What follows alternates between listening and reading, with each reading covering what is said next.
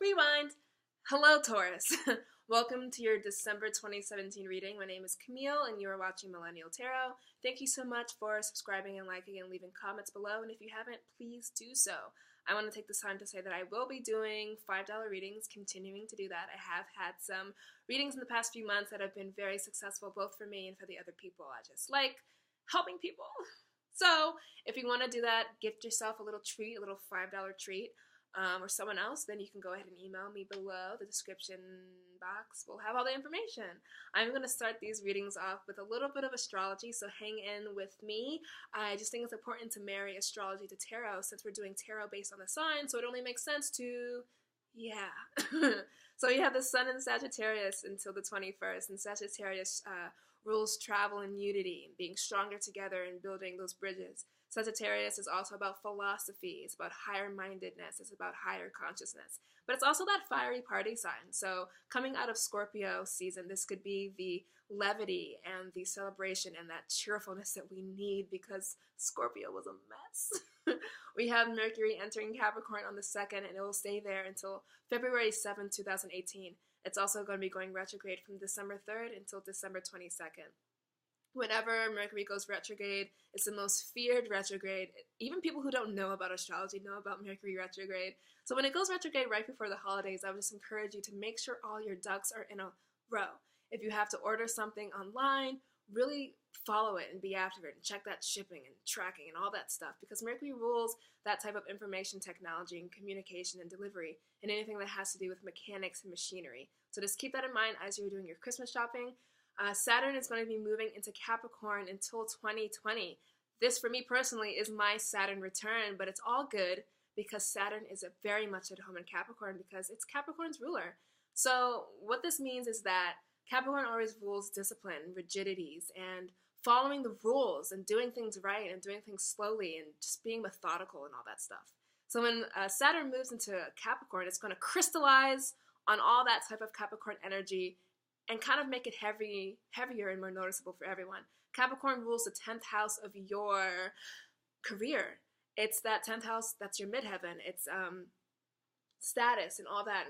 Capricorn is really concerned with all that status seeking and doing better stuff for your career, so I encourage you to keep that in mind.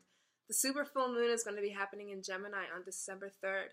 Communication is super powerful during this time, but because Mercury is going retrograde and Mercury rules Gemini, it could be a little bit of an issue. You could feel a little bit back and forth, a little bit of a doozy. It could be a little bit stagnant energy. So I think you should just take this full moon to have fun. Gemini is all about having fun with friends, being communicative, being chatty and airy, and like I'm being right now.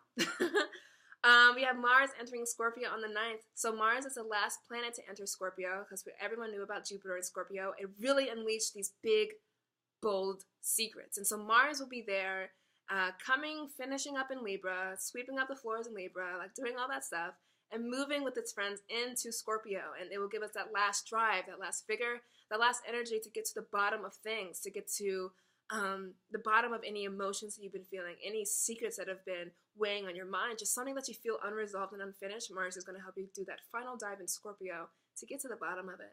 There's going to be a new moon on December 18th, and this new moon in Sagittarius is going to be all about expanding yourself and expanding your mind. It's going to be all about learning the hardest lesson in the world, yourself, and really diving into yourself and all that stuff. So it's about that fire and drive for higher consciousness as well, expanding horizon, and in and without. It's also a great time to travel because Sagittarius rules that 9th house of travel abroad. Woo! I will be going to Italy during this time, so I'm kind of happy about that. Sun enters Capricorn on the 21st/22nd of this month, and that's the same Capricornian energy. Capricornian? Is that how you say it? I don't know. It's that same type of energy. Disciplined, working hard in your career, behind the scenes, not being so flashy and showy like our fellow Leo and Sagittarius fire signs, but it's going to be about getting to work behind the scenes so that you can see your goals manifest in a very real, solid way. Earth signs all about making ingresses in that positive, lost you there for a second, in that positive, working hard, solid, bearing fruits for the future, on and on and on and on and on and over again type of stuff. So it could be kind of rigid, it could feel a little bit in Capricorn season, but it's all for the best. So we have Uranus entering Aries, breaking free, pushing the envelope, and doing so with that fire, because Aries is that explosion of creation. I don't know why I just did that. And then last but not least, I think so, Capricorn. Venus will be in Capricorn on December 25th. That is on Christmas. So that's all about weighing the scales and finding that check and balance within matters that Venus rules, those Venusian things like beauty and especially love and diplomacy and things like music and art and travel. So that is what's going on in the sky. I hope I did not forget anything. And let's get on to your reading, Taurus. I'm going to be doing past, present, future spread like I've always been doing. I'm going to skip over the oracle reading at the end because I feel like that deck is just dry. So I'm going to be back in January with a whole new oracle deck to give you guys additional messages. But of course, you know, I will pull clarifying cards until we get to the bottom of what's happening for you. So, let's see.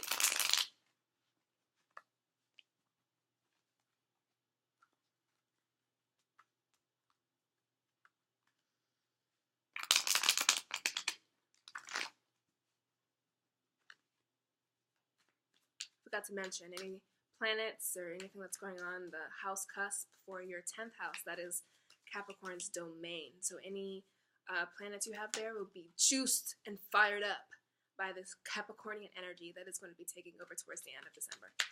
But enough of that. Let's get to you.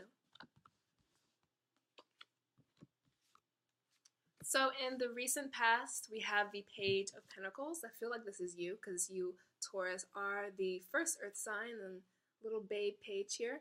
So it could be you. In the present position, we have the Six of Swords. And in the future position, we have Judgment. So the story here for you could be you were offered something, a new job, a new financial opportunity, maybe a new home, stuff that has to do with home and stuff, because Pentacles are concerned with that home and family life. So that was offered you by a person. It could have been something that you worked hard for. So this is how I'm seeing the page. Could be you, or it could be someone who is just around you. And it has required you to move from where you were. So this could be physically moving to a new location. It could be physically moving jobs or office spaces, or you have to shift offices or just move around in that type of way. But it could also be a spiritual move. So whatever has been attracted to you, you have outgrown where you have been for the last few months, for the last few years, whatever makes sense for you, and you have been forced to kind of move. And you needed to, because you were moving out of these troubled waters into more calm waters. So you weren't feeling good there. You weren't feeling at home there. The Page of Pentacles was that push you needed in order to finally get out, especially if this is a new job. It could be that push you need to really take on and tackle your dreams. If you've been applying for your dream job, it could be a love offer was given to you and you really have to like not man up. I hate that phrase, but you have to kind of like level up to be a container for what was given to you here. And you weren't a container, which is why you're kind of moving here into more still waters from troubled waters. So this could be you here sitting, or it could be you with the oar, but either way, you're moving. And this also represents travel. That's why I feel like it's a huge like travel money reading here for you, especially overseas travel. And then in the future position, we have the Judgment card. So whatever was given to you, whatever that you kind of have to level up for and break out of your prisons for, it is karmic. And it is giving you the type of catharsis that something, not that something has ended, but it's kind of like booyah in your face type energy. That was my spiritual way of putting it. But if something has done you wrong in the past, they were treating you wrong at your job, a new love relationship wasn't treating you the best, or just people around you saying that you couldn't do this or you couldn't do that, very likely yourself.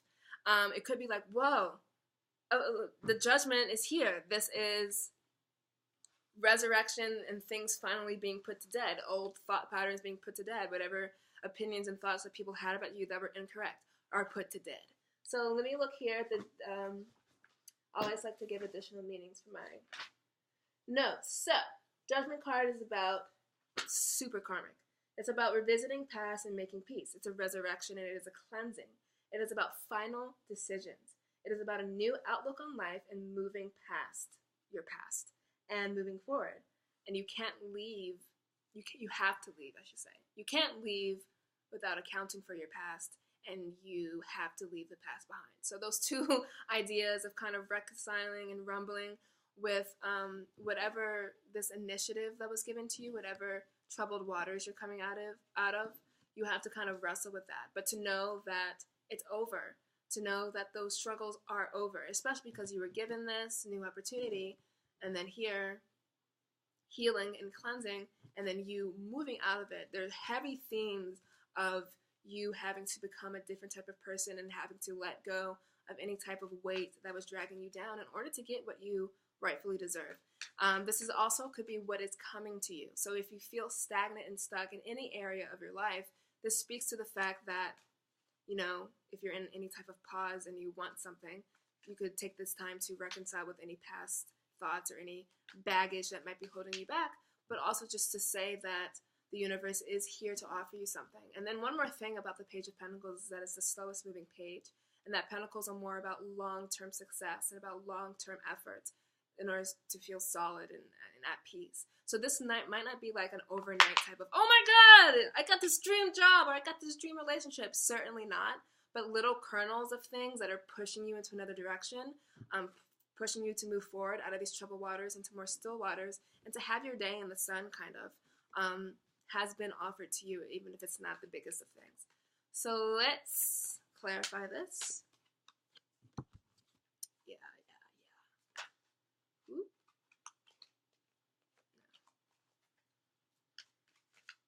Get some clarity here for Taurus, December 2017.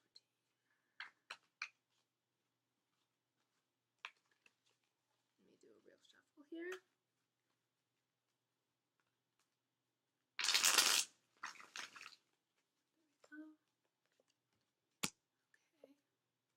Wow. It's so crazy how this aligns. So the Page of Pentacles is here paired up with the Eight of Swords. And the Eight of Swords is all about being entangled, but of your own volition. So the woman pictured here has her blindfolds on, and she could easily take her blindfold off and just kind of hop away from those swords. But instead she is staying bound, and she is staying bound to, what was I speaking about before? Any type of negative thought patterns, any type of ideas or conceptions we have about ourselves, about our lives that are holding us back. This speaks to staying hostage and being held hostage to incorrect thoughts. Swords are they rule intellectualism and anything cerebral and anything having to do with the brain. So this could be very much a mental anguish that you're in, even if nothing on the outside looks particularly challenging. This could be how you are feeling about yourself. But something has broken through and has given you the promise out of these gray skies into the bluer skies. And it's you kind of see it, maybe you have been reluctant to see it, or maybe you have accepted it, but you're not giving it its full weight for what it can really do for you and how it can really help you. So, you know, in this position, the Eight of Swords is telling me that you really need to set yourself free from whatever thought, pattern behaviors are holding you back. And you are going to do that, because here we have two travel cards. So we have the Six of Swords, which is moving away from those swords, thought patterns, out of the troubled waters into still waters. And the Knight of Swords is saying, another sword sign, very much to do with thoughts. I'm charging through. I'm going to get through it. Giving you that final vigor. This could be that Mars entering Scorpio, especially because we have clarifying here the Judgment card with the Death card that is Scorpio's card. So heed any placements in your chart that are Scorpio. But it's you charging forward.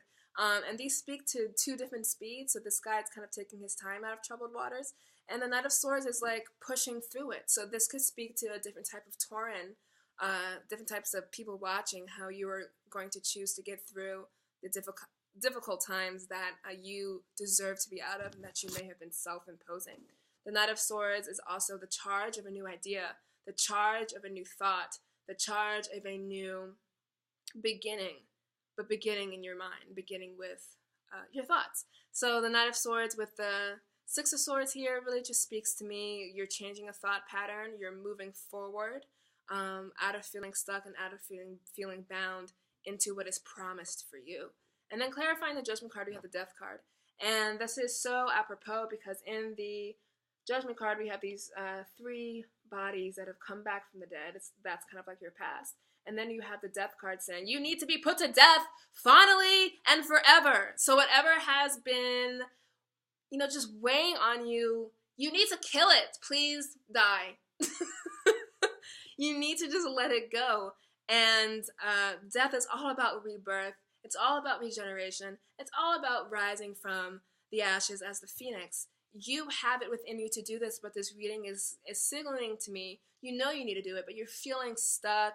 You're feeling maybe a little timid and trepidatious about it. But should you do it, it will be difficult. You'll have only good things waiting for you in the end. I'm going to pull one more card for the outcome position.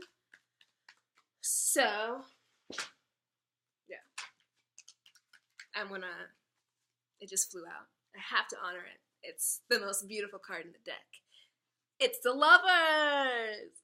Whoa! So, specifically speaking, when everyone sees the Lovers card, they think it has to be about relationships, and it could very well be. It could be you getting out of a relationship, killing the thought forms that would have you stay in the bad relationship, a new relationship being offered to you, and you accepting it and just moving forward in that way. The Lovers card is saying that could be what it is for you. It's saying that two people are on equal footing, equal give and take. The Lovers card is a harmonious card between people in a relationship. But more obviously to me, the Lovers is the new desire and the new love and the new passion for this place you are in life and this new idea that you have. This not new idea, I don't want to say that, but it's having love and not vigor, but it's having that love and compassion, that juiciness and that deliciousness for where you want to be in life. And the Lovers card is saying that that is due for you. The Lovers card is also the card of Gemini. It could be you moving into a relationship with a Gemini, you activating whatever the Gemini in your chart is, whatever planet is there. So Lovers is something that makes you feel alive with passion for another thing or for an idea or something that you're doing, or for another person. That's what I meant to say. It's about feeling it within you, that drive, and falling in love with life. So this could be a person, obviously, we would hope it is. We all want to be in cool relationships. But this is about falling in love with life again. I'm glad I wrote that down because that's really what I wanted to tell you. Setting yourself free from the past. This new offer is here for you, from the universe, from yourself, from some type of hard work you've been doing, and it's going to give you long-term results. Taking the courage, whatever courage you have in yourself, to move forward and to move out of those troubled waters is a theme for you for December 2017. And then moving out of this, you not only feel passion and love and drive for life, like life loves you and you love life. You feel your past is being healed. You feel you're being cleansed. You feel like ghosts are finally going to stop following you and that the past is going to die. And then the Death card is here saying, yep, I'm going to kill it. This is all about new birth. Regenerate, just feeling fresh and new. This is perfect, especially for heading into the new year. We give so much importance to like these New Year's resolutions. And it is what you're going to do here in December, Taurus, is that it's going to give you that new beginning, that new feeling of feeling like you can do this again, like life is worth living. I hope this feels so sad. But life is worth living and that you are in love with it. Not just satisfied, not just content, not just like, I'm going to stay here, I'm too scared. You know what? You're going to fall in love with whatever it is that you want to start creating here in December. And that is a beautiful, beautiful, beautiful energy. So I wish you the best on this quest that you're starting. It's only going to turn out good because I say so. And I hope you have a lovely holidays. If you celebrate Christmas, Merry Christmas and all that stuff, and Happy New Year. If not, then Happy Winter Solstice. And I will see you back here in January 2018. I'm not sure if I mentioned it. I'm so all over the place. I forget what I mentioned in the beginning. And I don't know. I'm just going to mention it again. $5 readings. Hit me up. Okay, bye.